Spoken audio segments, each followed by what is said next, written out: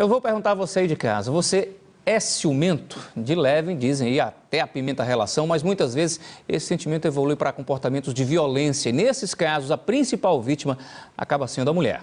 São muitos tipos de violência e associados muitas vezes ao ciúme. Violência psicológica, com ameaças, xingamentos, até violência física e pode acabar até em agressões mais graves ou até em casos de morte. Como o caso da professora Sandra Afonso, que a gente mostrou aqui, ela foi morta na semana passada dentro da escola onde trabalhava, aqui em Salvador. A escola ainda está com as atividades suspensas, hoje voltou apenas com atividades administrativas, só dá que as aulas só devem ser retomadas, inclusive, amanhã. O marido dela, um major do Corpo de Bombeiros, confessou que cometeu esse crime por ciúme.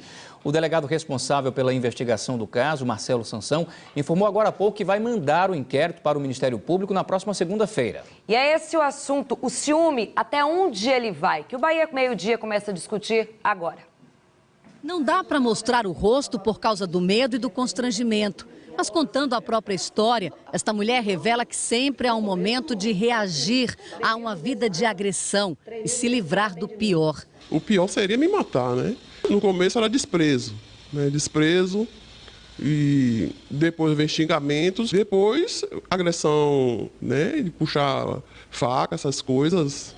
O apoio ela encontrou no Centro de Referência de Atendimento à Mulher Loreta Valadares, que fica no bairro dos Barris, aqui em Salvador.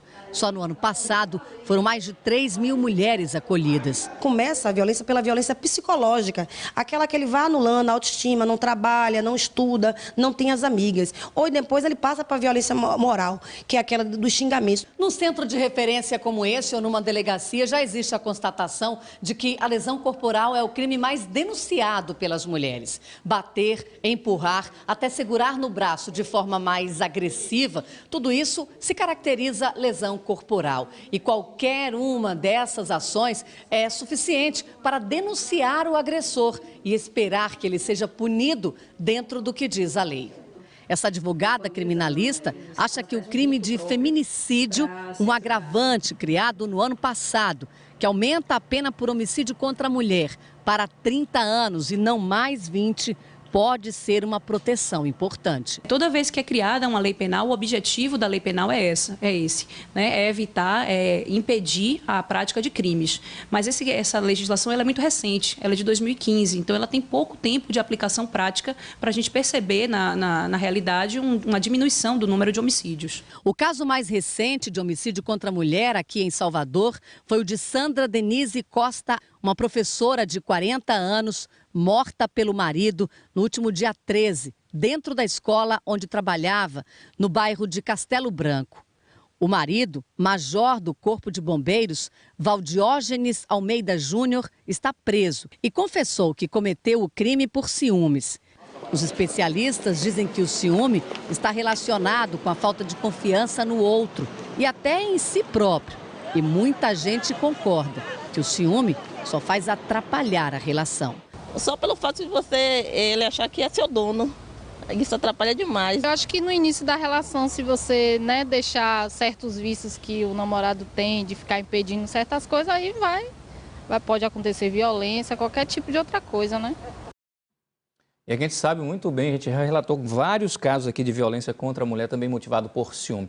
No início do programa, desde o início, a gente está perguntando, e a opinião de você, telespectador, o ciúme atrapalha ou não a sua relação? Olha só o resultado dessa enquete aí, 68% das pessoas que participaram disseram que sim, o ciúme é um problema na relação, 32% disseram que não. Pois é, e para seguir aqui discutindo esse assunto, até onde esse ciúme deve ir, a gente recebe aqui no estúdio hoje a médica psiquiatra Fabiana Neri.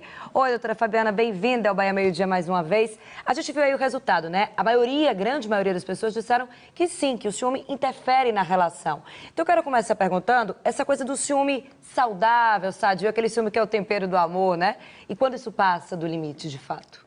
Silvana, esse é um assunto super importante, porque é importante a gente diferenciar o que é o ciúme normal, que é uma emoção humana, universal, você vê isso em diversas culturas, quando esse ciúme extrapola o que é o adequado e passa a ser um ciúme patológico. Então, se a gente pudesse, de uma forma didática, explicar, o ciúme normal, que é natural de todas as pessoas, seria um sentimento onde você tem uma expressão de emoções relacionadas ao medo de perder a pessoa amada.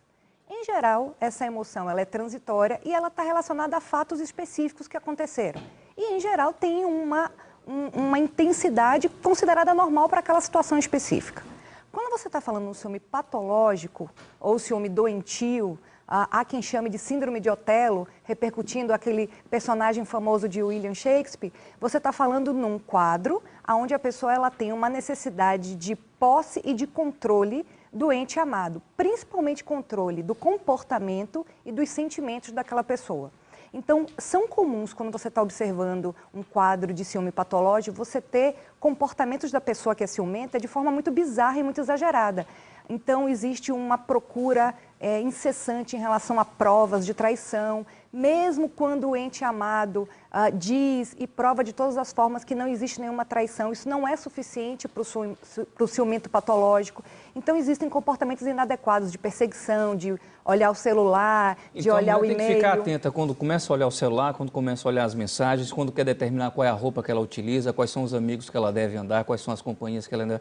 É um sinal de que a pessoa deve ficar alerta e falar assim, peraí, seu ciúme está indo um pouco além, como interagir com essa pessoa tão ciumenta assim, até mesmo para mostrar para ela que esse ciúme já está passando do limite. É possível fazer isso? Ou, de fato, acaba-se logo a relação? É possível e necessário. Na verdade, quando você observar que o ciúme está mudando a intensidade, está passando para o grau patológico, é importante a atitude do ente amado. Por exemplo, você não deve reforçar esse comportamento de controle e de busca incessante de reassegurações e de questionamentos em relação à sua vida. Reforçar isso, ou seja, dizer para onde você está indo ou o que você está fazendo, reforça esse comportamento patológico, do ciumento patológico, e isso pode trazer graves consequências para a relação e para o indivíduo que está sendo alvo desse tipo de sintoma. Sim, muitas vezes esse ciúme não está diretamente relacionado à mulher na relação, né? O ciúme está presente em vários tipos de relacionamentos, digamos assim, né? Até entre a família também, né? Então, que tipo de cuidado que essa pessoa deve ter para perceber, doutora Fabiana, esse ciúme que muitas vezes você acha que é natural, às vezes é até um parente que tem esse ciúme, digamos assim, e aquilo se torna uma questão patológica de fato, né? O ciumento patológico, em geral, ele vai ter essa relação patológica com vários objetos na sua vida, seja familiar, às vezes objetos, às vezes um emprego. É o que se costuma dizer que é muito apegada àquelas coisas? Exatamente. E isso não vai ter a ver com as pessoas que rodeiam ele, e sim com ele próprio. Então, são comuns sentimentos de baixa autoestima, de insegurança. Posse também. De posse, exatamente. Isso é muito comum. Então, dificilmente as pessoas ao redor vão poder fazer algo para modificar esse tipo de padrão de comportamento do ciumento patológico. Ele tem que procurar ajuda psicoterápica, muitas vezes ajuda até medicamentosa. Tem alguns transtornos psiquiátricos que podem cursar com quadro de ciúme patológico. Um exemplo clássico disso é no quadro de alcoolismo, né, intoxicação ou dependência alcoólica, até 30% dos pacientes etilistas podem apresentar ciúme patológico. Então, são coisas que você realmente pode pedir ajuda e pode buscar tratamento. Doutora, justamente isso, buscar ajuda e tentar ir um tratamento. Muitas pessoas têm muito medo, muito receio, muita inibição de procurar um psiquiatra. Achar que estão dizendo que ele, de repente, está louco. Então, qual é o passo a passo que a pessoa que percebe que ele mesmo está passando dos limites, qual é o primeiro profissional que ele procura? Vai direto no psiquiatra, vai primeiro no psicólogo, vai num médico? Como é que ele funciona esse mecanismo, até mesmo para buscar ajuda? Como é que funciona isso? Eu acho importante aproveitar esses momentos onde a gente está tentando trazer informação para a população para desmistificar essa questão de ir ao médico psiquiatra, você está se dando um atestado de loucura. Então, o médico psiquiatra, ele é uma especialidade, ele trata de uma especialidade como outra qualquer da medicina. Então, é importante que, se você não está se sentindo bem, o médico psiquiatra pode ser, sim, procurado. O psicólogo também está habilitado para fazer esse tipo de avaliação. A grande diferença é, a psicologia ela vai cuidar mais das questões relacionadas à psicoterapia, à orientação de comportamento, de sentimentos, de emoções. E caso o paciente precise de um tratamento medicamentoso para um transtorno psiquiátrico específicos, como transtorno de ansiedade, transtorno delirante, alcoolismo, o médico psiquiatra deve ser referendado e deve ser procurado. Doutora, por exemplo, a gente viu aí algumas pessoas falando durante a entrevista na reportagem dessa questão do controle. É o controle da roupa que está usando, é o controle da hora que volta para casa. Hoje a gente tem até aplicativos no celular que, de certa forma, controlam, né, a vida do outro, né? Isso, hoje em dia, como é que isso funciona na sociedade? Nessa questão até dos aplicativos estarem, de certa forma, favorecendo esse controle, digamos assim. A questão é que você vai sempre ter maneiras, hoje, ontem, há 7 anos atrás, de controlar as pessoas que vivem ao seu redor. A questão é, você vai usar esses mecanismos ou não?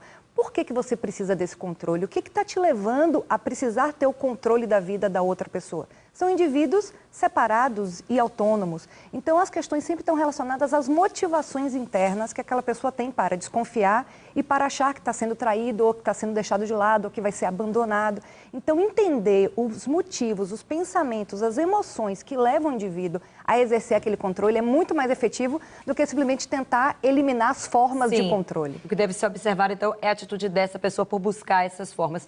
Doutora Fabiana, obrigada. Obrigada a você, Silvana, pelo convite. Obrigada, Sodac. Obrigado, doutora. Sempre um prazer esse bate-papo aqui. Boa tarde.